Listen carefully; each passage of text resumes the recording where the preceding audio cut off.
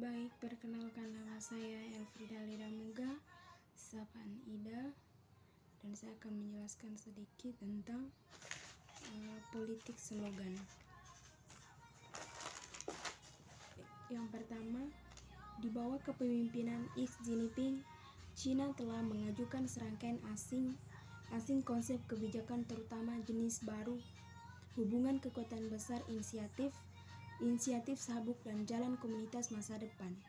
Bersama untuk umat manusia, secara umum, mereka mewakili visi China untuk Amerika Serikat, globalisasi, dan dunia global masing-masing. Banyaknya international analisis menafsirkan konsep-konsep ini sebagai langkah strategis yang diperhitungkan Beijing untuk membangun tatanan dunia sino-sinataris. Dalam analisis relevan, konsep ini juga sering dianggap sebagai rencana strategi Hong Reng dan konsisten mencerminkan visi geopolitik Kongres Beijing atau Xi Jinping.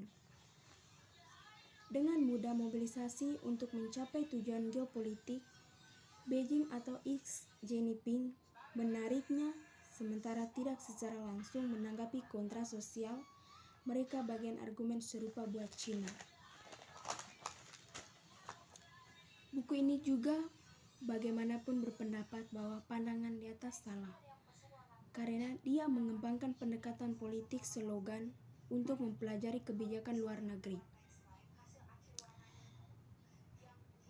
Konsep argumen utamanya adalah bahwa kebijakan luar negeri China itu konsep harus dipahami slogan politik daripada Kongres.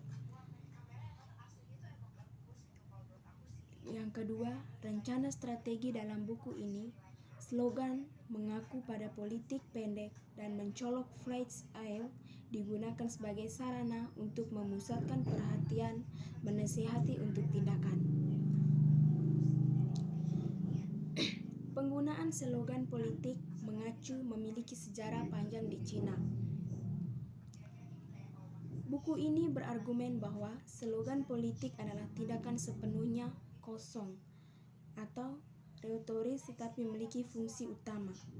Dan komunikasi politik, yang pertama, deklarasi niat, yang kedua, penegasan dan kekuasaan, yang ketiga, propaganda negara, yang keempat, panggilan untuk dukungan intelektual. Fungsinya yaitu fungsi utama dari konsep kebijakan luar negeri adalah sebagai slogan untuk menetapkan niat dan menarik perhatian, untuk mendorong dan tindakan. Banyak analisis internasional berfokus pada bagian ini dan cenderung berlebihan menafsirkan alasan strategis konsep untuk mengingatkan mereka sebagai rencana strategi.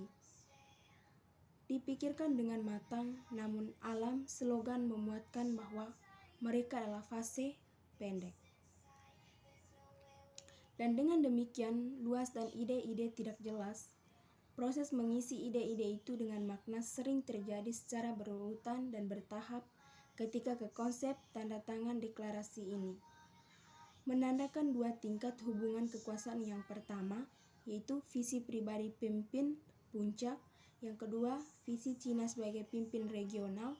Yang ketiga, sehubung dengan itu, pengenalan konsep tidak hanya tentang mengkomunikasikan visi, tetapi juga tentang hubungan kekuasaan yang melekat padanya.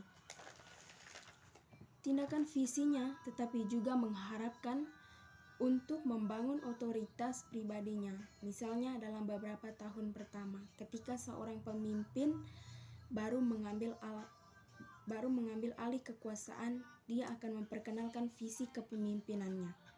Buku mengambil alih kekuasaan, dia akan memperkenalkan slogan-slogan baru dan untuk menandakan slogannya sendiri.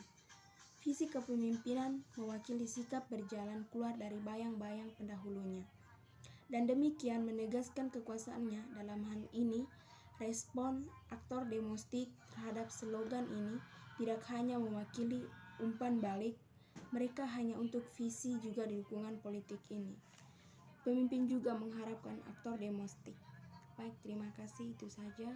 hasil rangkuman tentang slogan politik dari saya.